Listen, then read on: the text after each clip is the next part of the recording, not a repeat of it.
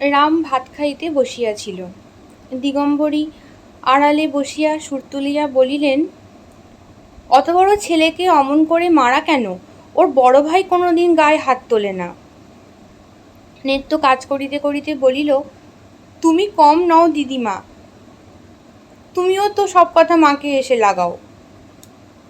সে রাত্রে অত মার তাহার মোটেই ভালো লাগে নাই।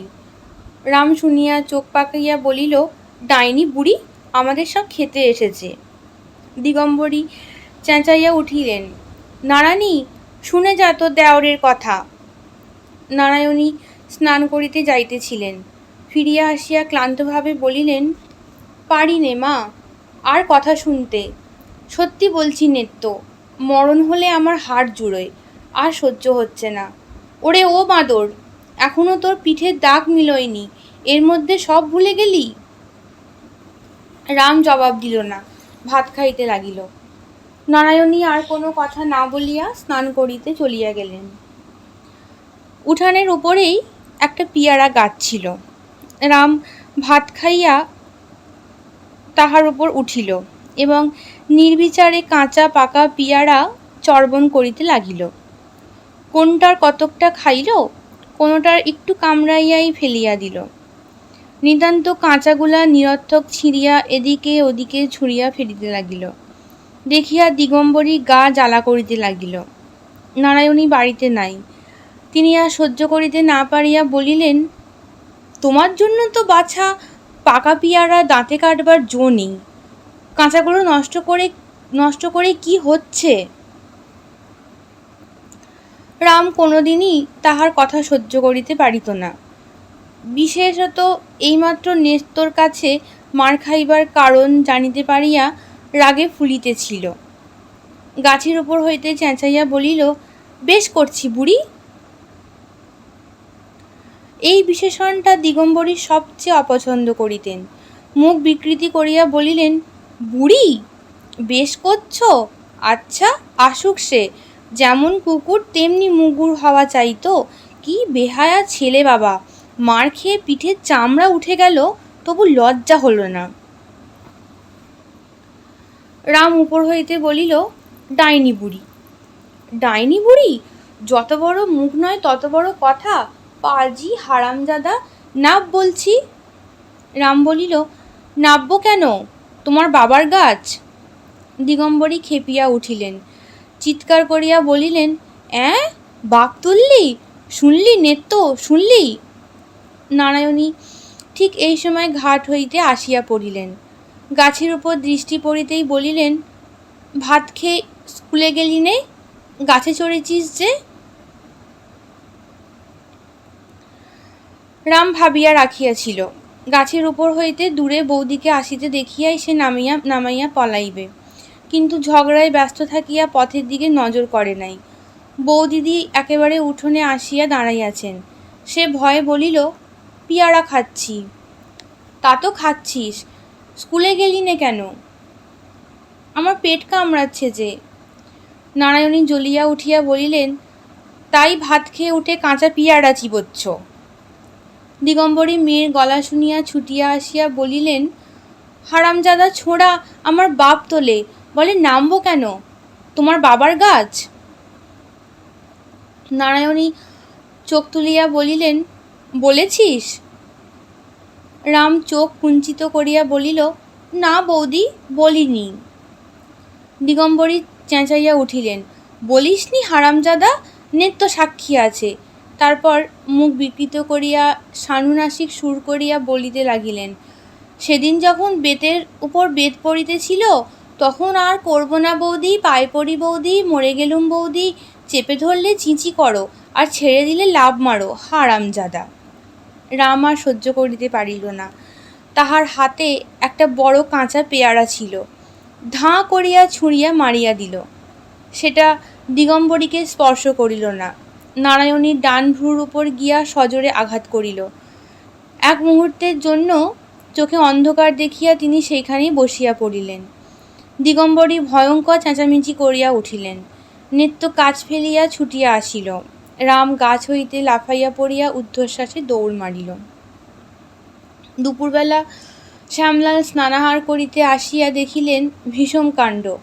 নারায়ণী নির্জীবের মতো বিছানায় পড়িয়া আছেন। তাহার ডান চোখ ফুলিয়া ঢাকিয়া গিয়াছে। তাহার উপর ভিজে ন্যাকড়ার পট্টি বাঁধিয়া নেত্য পাখা দিয়া বাতাস করিতেছে। দিগম্বরী আজ আর আড়ালে গেলেন না, সামনেই চিৎকার করিয়া কাঁদিয়া বলিলেন, রাম মেরে ফেলেছে নারায়ণীকে। শ্যামলাল চমকাইয়া উঠিলেন, কাছে আসিয়া আঘাত পরীক্ষা করিয়া দেখিয়া কঠিনভাবে স্ত্রীকে বলিলেন, আজ তোমাকে আমি দিব্যি দিচ্ছি, যদি ওকে খেতে দাও, যদি কোনো দিন কথা কও, যদি কোনো কথায় থাকো, সেই দিনই যেন তুমি আমার মাথা খাও। নারায়ণী শিহরিয়া হইয়া উঠিয়া বলিলেন, চুপ করো, চুপ করো, ও কথা মুখে এনো না। শ্যামলাল বলিলেন, আমার এত বড় দিব্যি যদি না মানো, সেই দিনে যেন তোমাকে আমার মরা মুখ দেখতে হয়, বলিয়া ডাক্তার ডাকিতে ডাকিয়া নিজেই চলিয়া গেলেন। সমস্ত দিন নদীর ধারে বেড়াইয়া বসিয়া দাঁড়াইয়া অসম্ভব কল্পনা করিয়া রাম সন্ধ্যার অন্ধকারে লুকাইয়া বাড়ি ঢুকিল। দেখিল উঠানের মাঝামাঝি ছেঁচা বাঁশের বেড়া দিয়ে বাড়িটাকে দুই ভাগ করা হইয়াছে। নাড়া দিয়া দেখিল বেশ শক্ত, ভাঙা যায় না। রান্নাঘরে আলো জ্বলিতেছিল। চুপি চুপি মুখ বাড়াইয়া দেখিল সেখানেও ওই ব্যবস্থা করা হইয়াছে। ঘরে কেহ নাই, শুধু একরাশ পিতল কাঁসার বাসন মেঝের ওপর পড়িয়া আছে। ব্যাপারটা যে কি তাহা ঠিক না বুঝিতে পারিলেও সকালবেলার কাণ্ডটার সহিত কেমন করিয়া যেন যোগ রহিয়াছে তাহা অনুমান করিয়া তাহার বুক শুকাইয়া উঠিল। এখন ফিরিয়া গিয়া সে চুপ করিয়া তাহার নিজের ঘরের মধ্যে বসিয়া বাটির অপর খণ্ডের গতিবিধি শব্দ ছাড়া শুনিতে লাগিল। ইতিমধ্যে তাহার যে অত্যন্ত ক্ষুধাবোধ হইয়াছিল, এখন সে কথা ভুলিয়া গেল। রাত্রি তখন বোধ করি 9টা। সে ঘুরিয়া গিয়া খিড়কির দরজায় ঘা দিতেই নিত্য কপাট খুলিয়া দিয়া ছড়াইয়া দাঁড়াইল। রাম জিজ্ঞেস করিল, বৌদি কোথায় নিত্য? ঘরে শুইয়া আছেন। রাম ঢুকিয়া দেখিল বৌদি খাটের ওপর শুইয়া আছেন এবং নিচে মাদুর পাতিয়া দিগম্বরী ছোট মেয়েকে লইয়া বসিয়া আছেন। গোবিন্দ খেলা করিতেছিল। ছুটিয়া আসিয়া কাকার হাত ধরিয়া ঝুলিতে ঝুলিতে বলিয়া দিল, কাকা, তোমার বাড়ি ওই দিকে, এদিকে আমাদের বাড়ি। বাবা বলেছে তুমি এ ঘরে ঢুকলে পা ভেঙে দেবে। রাম খাটের উপর নারায়ণীর পায়ের কাছে গিয়া বসিতেই তিনি পা সরাইয়া লইলেন। রাম চুপ করিয়া বসিয়া রহিল। দিগম্বরী তাহার ছোট মেয়েকে ঠেলা দিয়া বলিলেন, সুরো, বল না তো দাদাবাবু কি বলেছে ওকে। সুরধনী মুখস্থের মতো গড়গড় করিয়া বলিয়া গেল, দাদাবাবু বলেছে তুমি এখানে এসো না, কাল সকালে সব। কি মা? দিগম্বরী বলিলেন, বিষয় সম্পত্তি।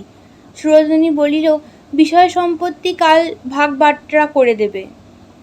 দিগম্বরী বললেন, দিব্যি দেবার কথাটা বল না, ন্যাকামি। সুরধনী বলিল, দাদাবাবু দিব্যি দিয়েছেন দিদিকে, খেতেও দেবে না, কথাও বললে না। বললে দাদাবাবু। নারায়ণী বিছানার উপর হইতে ধমক দিয়া উঠিলেন, আচ্ছা হয়েছে হয়েছে, তুই চুপ কর। দিগম্বরী বলিলেন, তা সত্যি বাছা, তুমি মানুষজনকে আধখুন করে ফেলবে, সে দিব্যি না দিয়ে আর কি করে বাপু? যে যাই বলুক, এই বাড়িতে তোমার আসা যাওয়া, খাওয়া দাওয়া আর চলবে না। ওকে স্বামীর মাথার দিব্যিটা তো মানতে হবে। সুরধনী বলিল, মা, ভাত দেবে, চলো না। দিগম্বরী বিরক্ত হইয়া বলিলেন, সবুর কর বাছা। রাম তখনও বসিয়া আছে। এমন অবস্থায় ঘরে ধরে আগুন ধরিয়া গেলেও তো তিনি উঠিতে পারেন না। রামের বুকের ভিতর চাপা কান্না মাথা ফুঁড়িতে লাগিল, কিন্তু দিগম্বরী সেই সকালবেলার খনা কথার ভ্যাংচানি তাহার বুকের উপর পাথর চাপাইয়া পথ আটকাইয়া রাখিল।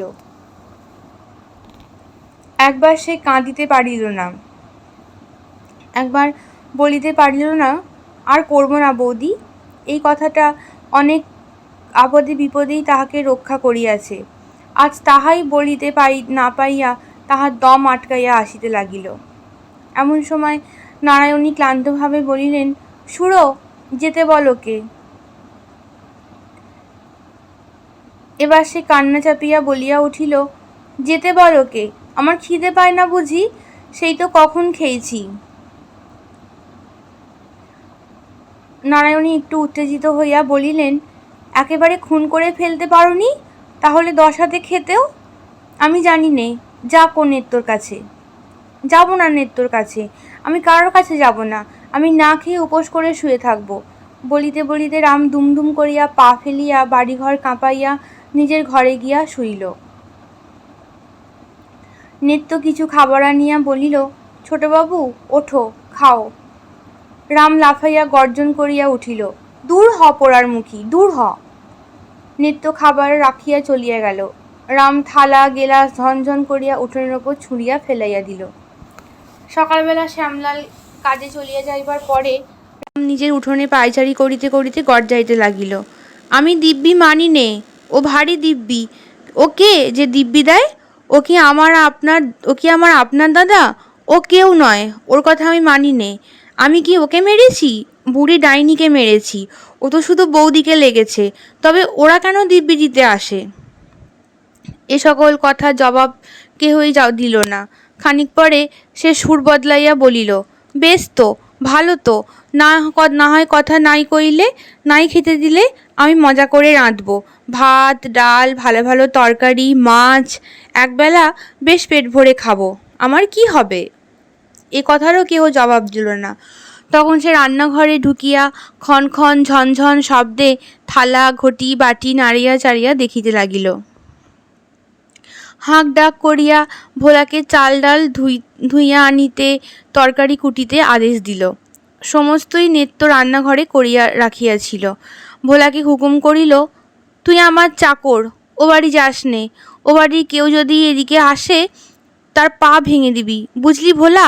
নেত্য আসুক একবার এদিকে। নারায়ণী বারান্দায় চুপ করিয়া বসিয়া বসিয়া শুনিতে লাগিলেন। দিগম্বরী কৌতূহলী হইয়া মাঝে মাঝে বেড়ার ফাঁক দিয়া দেখিতেছিলেন। খানিক পর বড় মেয়ের কাছে উঠিয়া আসিয়া হাসি চাপিয়া ফিসফিস করিয়া বলিতে লাগিলেন, আহা, বাছার কি বুদ্ধি! উনি আবার ভালো তরকারি রেখে খাবেন। একটা পিতলের হাঁড়িতে প্রায় 1 কাঠা চাল গলায় গলায় তুলে দিয়ে রান্না চড়িয়েছে, তাতে জল দিয়েছে 1 ফোঁটা। একজন খাবে তো, রাঁধছে 10 জনের, তাই বা সেদ্ধ হবে কি করে? পুড়ে আংড়া হয়ে উঠবে যে। ওই হাঁড়িতে কি অত চাল ধরে? না ওইটুকু জলের কম্য? আবার রাঁধিয়ে বলে দেমাক আছে। রাঁধি বটে আমরা, কিন্তু দেমাক করতে জানি নে। ভাত রাঁধবো তা এমন জল দেব আর দেখতে হবে না, চোখ বুজে সেদ্ধ হবে। কই রাঁধুক দেখি আমার সঙ্গে, লোকে খেয়ে কারটা ভালো বলে দেখি। নারায়ণী মুখ ফিরাইয়া রহিলেন। নেত্য কাছে ছিল। সে বলিল, দিদিমার এক কথা, ও কি কোনোদিন 1 ঘটি জল গড়িয়ে খেয়েছে যে আজ রেঁধে খাবে? সে অনেক দিনের দাসী, এসব ব্যাপার তাহার ভালো লাগিতেছিল না। মায়ের দেখা দেখি সুরধরিও মাঝে মাঝে গিয়া বেড়ার ফাঁক দিয়া দেখিতেছিল। ঘণ্টাখানেক পরে ছুটিয়া আসিয়া দিদির কাছে হাত ধরিয়া টানাটানি করিতে লাগিল, ও দিদি, দেখবে এসো, রামদাদা মাগো একেবারে কাঁচা ভাতগুলো খাচ্ছে। কিচ্ছু নেই দিদি, একেবারে শুধু ভাত। আচ্ছা দিদি, কাঁচা ভাতে পেট কামড়াবে না? নারায়ণী তাহার হাত ছুঁড়িয়া ফেলিয়া দিয়া উঠিয়া গিয়া বিছানার ওপর শুইয়া পড়িলেন। সে যে কত দুঃখে, কত বড় ক্ষুধার তাড়নে এগুলো খাইতে বসিয়াছে, সে কথা তাহার অগোচর রহিল না। দুপুরবেলা শ্যামলালের খাওয়া হইয়া গেল। দিগম্বরী ডাকাডাকি করিতে লাগিলেন, যা পারিস 2টি খেয়ে এনে নাড়ানি, ও তারও সে জ্বরের মতো হয়েছে, ওতে খাওয়া চলে, আমি বলছি খেতে হবে না। নারায়ণী মোটা চাদরটা আগাগোড়া মুড়ি দিয়া ভালো করিয়া শুইয়া বলিলেন, আমাকে বিরক্ত করো না মা, তোমরা খাও গে। দিগম্বরী বলিলেন, ভাত না খাস, 2 কাঠা রুটি করে দিই না হয়? নারায়ণী বলিলেন, না, কিচ্ছু না। দিগম্বরী আশ্চর্য হইয়া বলিলেন, ও আবার কি কথা? কাল থেকে উপোস করে আছিস, আজ 2টি না খেলে হবে না? হবে কেন? নারায়ণী জবাব দিলেন না। নেত্য আসিয়া বলিল, তুমি মিথ্যে বকে মরছ দিদিমা। ওইখানে দাঁড়িয়ে একবেলা চেঁচালেও মাকে খাওয়াতে পারবে না। জ্বর হয়েছে, একটু ঘুমোতে দাও। দিগম্বরী চলিয়া গেলেন। বলিতে বলিতে গেলেন, জানি নে বাপু, নাগলে টাকলে একটু জ্বর ভাব হয়, তাই বলে কি উপোস করে পড়ে থাকে? আমরা তো পারি নে।